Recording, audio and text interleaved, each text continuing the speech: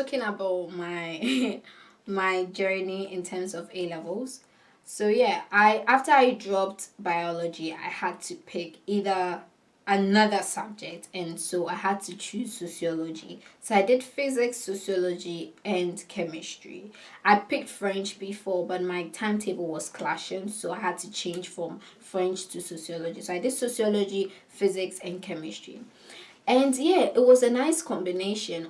Unfortunately for me, which I still don't know how I managed to do it, but unfortunately for me, when it came to sociology, my sociology and my chemistry timetable was always clashing, I think on Fridays. So every Friday I kind of missed a bit of sociology. I had to go in all the time to do labs whilst my friends were on break, and then once they come back from break, I do a bit of labs with them. Then I had to run off to sociology. I could not do anything. They tried everything possible to fix that part of the timetable for me, but it was not possible. And I had gone far too into sociology for me to drop it to pick another subject. There was no subject I really wanted to do anyways. So yeah, I was always that girl who was running around in school. You will see me and I'm that short girl, skinny, but I don't have time. Like, I was always running. I was like a walking corpse, to be honest with you. Like, I felt dead.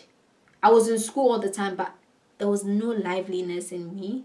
Like, I felt like I was burdened. Of course, I felt burdened because if I had been offered math, it would have been easier because I'll be doing math in school, but I wasn't offered math. And aside from doing these three subjects, I was doing math outside of school. So I was doing literally 4 A-level subjects, and it was so hard. It was a lot. It was too much for me to carry. I was dying inside every single day. I'll come back from school and I'm drained. I'm so tired. And my dad will speak to me and will try and get me to understand that, look, I've dropped biology, and he feels like since I've dropped biology, the next thing I can do probably is engineering. And with engineering, you need math. And I was not good with the math. Like, it's not like I genuinely thought I wasn't good. A part of me felt like I could do it, but every time the results reflected that I couldn't do it. And that was the hard part of it. So I finally got to write A levels, and the thing about this story is I wrote A levels ahead of my friends at a point. I was trying different times to write A levels ahead of my friends. So I did math A levels the first time. The results came and I had failed. When I talk of failing, I mean I failed. Yeah. Like, I literally got the same grades as someone who probably didn't sit that paper. So I failed the first A levels math, and then I rewrote it again in November, and then I failed again. That was the second time I had failed. But in May, June or something, when I wrote the exam, I wrote it with sociology and a bit of chemistry. And during my exams in 2016, I had cramps, and my cramps are so horrible, like really, really horrible. So during the paper, I realized that I had gotten my period. Obviously, when I was entering the exam, I didn't think I was going to have my period. I don't know if it was anxiety or something. So during my sociology paper, I realized I had my period, and my cramps are painful, so painful. I was writing an A2 paper. If you do A levels, you know there's AS and A2. So my A2 paper was ongoing, and 3 essays. I wrote the first one, I wrote the second one, and the third one I could not sit. If anyone is my witness, you know that lady who is always at British Council, that beautiful like lady who's always an invigilator. You can go and ask her. She'll probably remember my face. I literally called her over and I told her, I'm having cramps. I need to go use the bathroom. I went to use the bathroom. I came to sit down. I couldn't sit. I was kneeling to write the paper in British Council, and God is my witness. I sat down and I was bent, and I was trying to write the third essay, and I could not write anything. My cramps were so painful. My abdomen was on fire, and I was asking God, why today? I was asking God, why of all the days, the day I am writing a paper is the day I need to get my period, and my cramps are so painful. I end up in the hospital literally all the time, and look at me sitting in the middle of a paper that means the world to me, and I'm just having my period. I spoke to the lady and I told her I don't know what to do, and she told me, look, you can't sit on the floor to write the paper. You need to go to the hospital. And that was what happened. I didn't finish the essay. The third essay, I left it. And in the middle of the exam, I was rushed to the hospital. I remember that day there was so much traffic because they were having the Commonwealth something around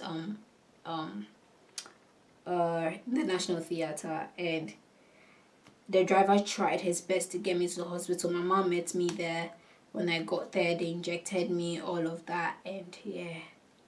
Looking back, I wish I was strong enough to have written that paper. I wish I pushed harder, but I did push to the extent that I wrote the first one, I wrote the second one, then the third one I couldn't finish. And obviously I sent them a medical report and everything, and I was hoping something could be done about it. So in I guess the results came, and when the results came, I failed math. I did well in sociology, and I did well in, I think I wrote physics, and I did well in that as well. And I thought that was me. That was my breaking point. I was still going to go to uni. I was still going to get a chance to go to the university. But no, that did not happen.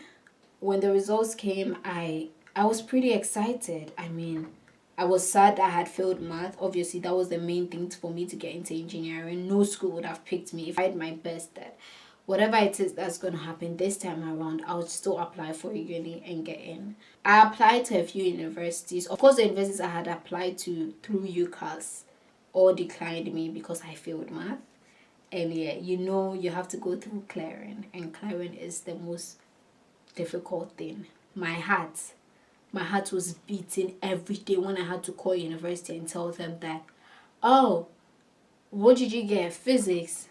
Then I mentioned chemistry. Then I mentioned math. Then I mentioned fail. And then they go like, oh, we're sorry, we can't pick you because you don't have any grade for math. And each time I had to call university, it pierced my heart. It was so painful because I felt like that was the time I really wanted to go to uni. A lot was going on, and I knew that was my breaking point. I wanted to go to uni. I wanted to be out of the country. I was suffocating. I was too tired from the whole failing all the time. I really wanted to get out of Ghana and everything. And finally got a school, Bangor, that is in Scotland. They picked me, and then they said you're gonna give me math lessons. So my grades are okay for them. They'll give me math lessons. So yes, I should pick them, and then they'll just, all I have to do is get extra math lessons, and then I can do electronic engineering. Of course, I was delighted. I was excited. I had to write an English paper, so I went to register for the English paper. On coming out from registering at the for the exam, I was about to go and ask for details. When I got out, I got a message from Bangor, and then I called them because I didn't understand the message. And they told me, unfortunately, they can't pick me. And they can't pick me because of my sociology paper. Yeah, that paper that I was rushed to the hospital. Apparently, instead of getting a full A-level grade, they gave me an AS grade. So they did not consider my essays for the last paper. So that did not count as a full A-level. And I was supposed to submit 3 or 4 A-level results, and math was a fail, so they considered the other 3, and then 1 is a small AS, not a full A-level, so they didn't pick me. And wow, I remember that day like it was yesterday, when I had, like, everything was going well for me. Of course, I knew I was leaving the country. Of course, I knew I had worked so hard, and finally an opportunity was out there for me. And I remember one person in my family telling me, oh, with this grade you've gotten, you can never get into uni. And then I got Bangor, and I was so happy because I could prove that person wrong. And of course, Bangor dropped me as well. So yeah, I was back to square one.